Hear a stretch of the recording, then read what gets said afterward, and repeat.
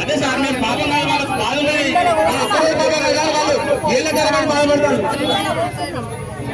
చెప్పండి చెప్పండి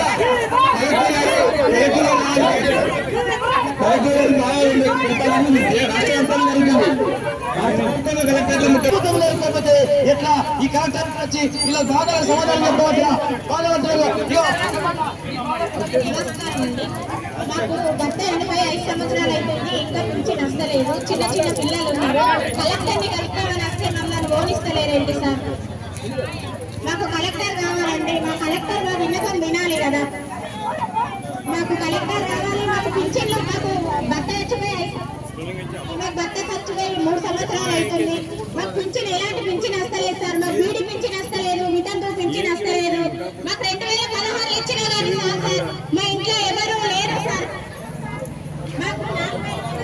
మా ఆయన చనిపోయి 5 సంవత్సరాలు అవుతుంది సార్. ఎక్కడెక్కడ తిరిగి వస్తున్నా 10 సార్లు ఇచ్చినాం సార్. లిస్ట్ ఇవరకు వస్తలేదు. మా చిన్న చిన్న పిల్లలు ఉన్నారు.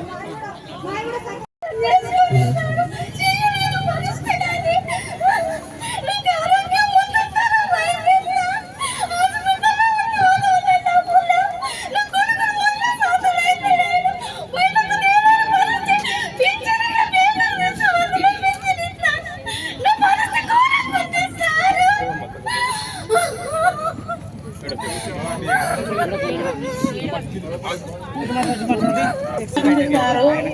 క్యాన్సర్ నివారణ సారు ఏం మందులు లేవు. ఎన్నిసార్లు వచ్చి తిరిగిపోయినాం సార్ కలెక్టర్ ఆఫీస్. ఎవరెవరికి పింఛన్ కావాలి సార్, మందులు రావాలి ఇచ్చిన సార్ ఎవరు చేయలేదు సార్. ఇప్పుడు మందులు లేక చాలా రోజులు అవుతుంది సార్. మందులు లేక ఎప్పటికీ బాధపడుతూనే ఉన్నా సార్. ఎప్పుడు అడ్డం పడుతున్నా నాకే తెలియదు. ఎవరు లేని పరిస్థితి నాది సార్. డబ్బులు ఉన్నారు కాదు, పేదలు రోగిస్తులు రోగంతో బాధపడుతున్న వారికి మమ్మల్ని పోలీసు వాళ్ళు అడ్డగిస్తారు.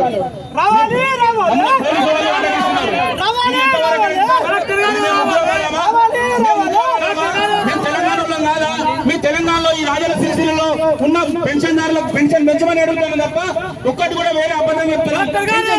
ప్రభుత్వమే పెన్షన్ ఇస్తానే ప్రభుత్వమే, వాళ్ళకి సాయం చేస్తానే ప్రభుత్వమే. మళ్ళీ ఇప్పుడు పోలీసు వాళ్ళని పెట్టించి మమ్మల్ని లోపడిపోకుండా కలెక్టర్ గారు కలగకుండా చేసి మన ఇబ్బందులు పెడతారు. ఇది ఎంతవరకు కరెక్ట్? మమ్మల్ని సంపుతే సంపివ్వండి. పోలీసుల దగ్గర లాఠీలు ఉన్నాయి, కొట్టబడి కొట్టివ్వండి. మేము కలెక్టర్ వెళ్తాం, లేకుంటే కలెక్టర్ రావాలి. మేము ఫైల్ చెప్తున్నాం. రండి అమ్మా, రండి కలెక్టర్.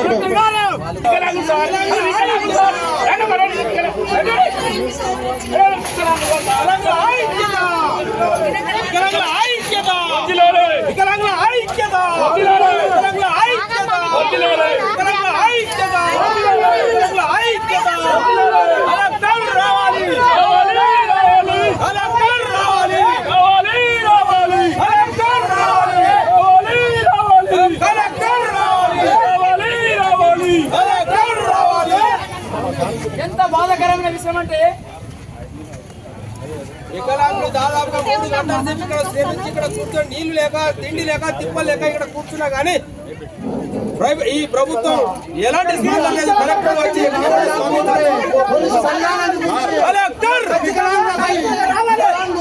ఒంటరి మహిళలు అతి ఘోరంగా ఈ యొక్క ఖమ్మం కాడ నిరాదీక్షలు కలెక్టర్ రావాలంటే రాకపోవడం ఇది దురదృష్టకరం. ఈ యొక్క పోలీసు బలగాల నుంచి వీళ్ళపై మీరు లాంటి సర్ది జరపడం ఇది ప్రభుత్వానికి ఒక హెచ్చరిక అని చెప్పి మేము డిమాండ్ చేస్తా ఉన్నాం. ఇది ఖబర్దార్ మీరు కంపల్సరీ తీసుకోవాలని చెప్పి మేము డిమాండ్ చేస్తా ఉన్నాం.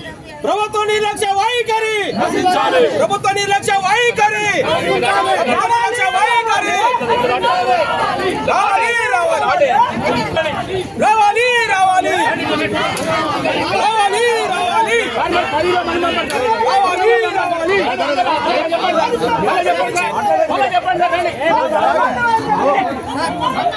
ఇప్పుడు సార్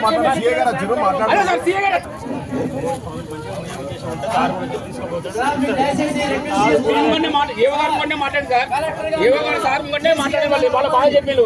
వాళ్ళు ఇవ్వలేదు సార్. ఈ అమ్మాయికి 4 పిల్లలు, ముస్లిం అమ్మాయి, ఇల్లు లేదు. ఈ అమ్మాయికి ఇల్లు లేదు సార్. ఎంతమంది ఉన్నారు సార్? అంతా అమ్మాయికి క్యాన్సర్.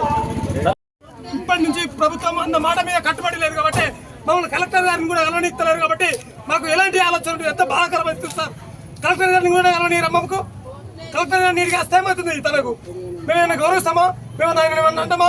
ఆయన ప్రేమ గల మాటలు మేము వినాలనే, ఆయన అభిప్రాయాలు మేము వినాలనే మా ఆలోచన, మా వికలాంగుల ఆలోచన, మా వృద్ధులది, వితంతువులది, బీడి కార్మికులది, చేనేత కార్మికులది అని మేము మా బాధలు చెప్పుకుంటాము. మా వితంతుల బాధలు చెప్పుకుంటారు, డయాలిసిస్ ఉన్నవారు వాళ్ళ బాధలు చెప్పుకుంటారు. మా బాధలు ఏంటంటే కలెక్టర్ గారికి మేము వినవిస్తాం సార్.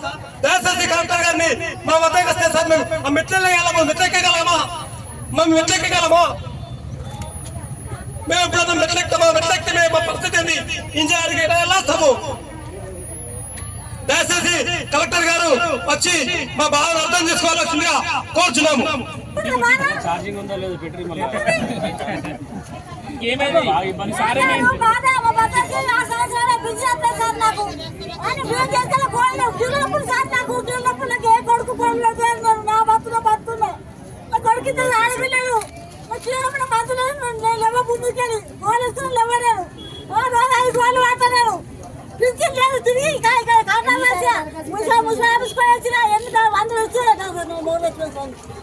నడుచుకుంటారు మరి ఏంటి మరి సామాన్లు ఉన్నాడు అప్పుడు ఓటేమని మనం చేస్తామని బిజీ చేస్తామని ఓటేసి కాలు మొక్కలు ఏళ్ళు మొక్కలు ఓటేమని మనం చేస్తామని మరి ఏంటి ఎవరైనా చేసి సార్